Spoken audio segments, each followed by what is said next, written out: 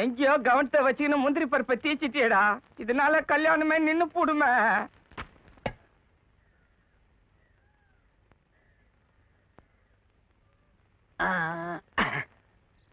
வெத்தலை பாக்க எடுக்கிறதுங்காட்டி லங்கையை தாண்டிய கொஞ்சம் பாக்க கொடு. உனக்குமா?